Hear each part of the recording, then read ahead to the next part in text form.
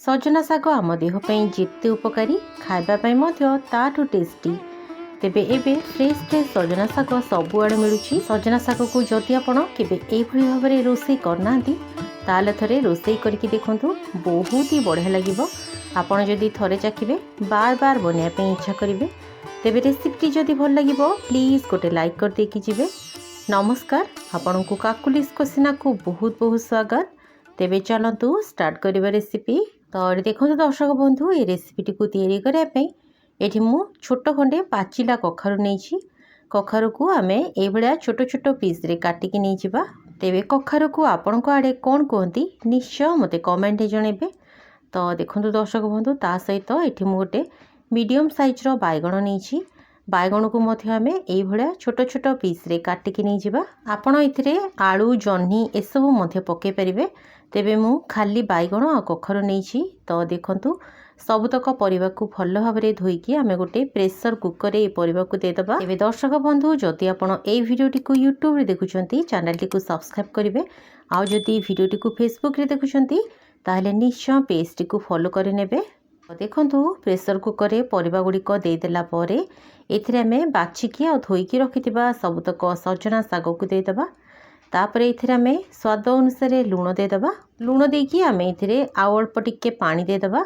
ये मो पाखापाखि गोटे कप पानी नहीं। आ सहित ये आम गोटे गिना उषना भात देदबा। आपण उषना भात बदल में अरुआ भात नहीं पारे।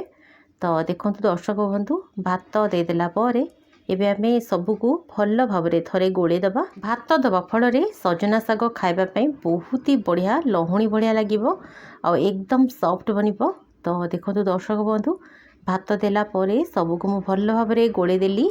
एबे आमे प्रेसर कुकर लिड टी कभर करदबा आ या हाई फ्लेम रे मात्र गोटे हुइसिल लगेबा। तो देखो प्रेसर कुकर गैस आपे आपे रिलीज हो गला परे एठी मु प्रेसर कभर खोलिली। एठी आपण देखि पाउतबे शाग परिबा सबु बहुत बढ़िया भाव में सिझी जाइछि। तेबे जदि आपण केबे एई भली भाव में सजना शाग रोषे करनांती ताले थरे निश्चय रोषे करके देखंतु टेस्ट बहुत ही बढ़िया लगे। तो देखो दर्शक बंधु एबे आमे गोटे डाली घोटुणी नहीं आसीबा आ डाली घोटुणी रे शागटी को बढ़िया भाव में मिक्स करदबा। आमे सजना शागर घोरा शाग बनेबा तेणु ये सबको बढ़िया भाव में मैश करदबा। तो ये देखो दर्शक बंधु शाग परिबा भात सबू बहुत बढ़िया भाव में मिक्स हो गला। ये जेहेतु मते शागटा टिके सुखिला जना पड़ुछि तो सेइथि पई मु इथिरे अल्प टिके उषुम पानी मिसेकी ये सबको आउ थे भल भाव में मिक्स कर दूची। ये आपड़ देखु यार कंसिस्टेंसी शाग एमती मैसी मैसी ही रहिबो खाइबापई बहुत बढ़िया लगे। तो देखो दर्शक बंधु सबको मिक्स करदेला परे चलतु गैस उपरे गोटे कड़े बसेबा। ये देखु कड़े रे मु किछि सोरिष तेल गरम करि नेछि। तेल भल भाव में गरम हो गला परे एथिरे आमे किछि बड़ी पकेबा आ बड़ी को मध्य बढ़िया गोल्डन कलर हैला पर्यंत भाजिकी बाहर करदबा। तेबे दर्शक बंधु आपण माने ए वीडियोटी को क्यों जगह देखुचंती निश्चय मते कमेंट जनइबे जहा फल रे मु आपण को धन्यवाद दे परिबी। तो देखो दर्शक बंधु बड़ी भाजी हो गला। एबे आमे सेई तेल रे बढ़िया फ्लेवर आनिया पे किछि पंच फुटण पकेबा। पंच फुटण सागरे निश्चय पकांतु बास्ना बहुत ही बढ़िया आसी थाए।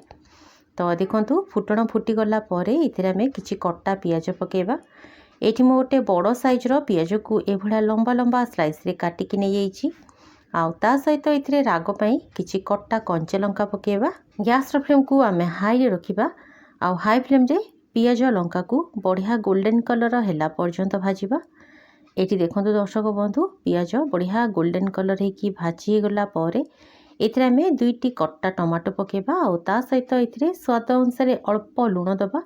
जेहेतु सागरे मध्य लुण पड़ी तेणु अल्प लुण देवे नहले लुणिया ही जीवो। तो देखंतु टमाटो को भल भाव में मिक्स करदेला परे याकू कभर करके पाखापाखि 2 ରୁ 3 मिनिट छाड़दबा।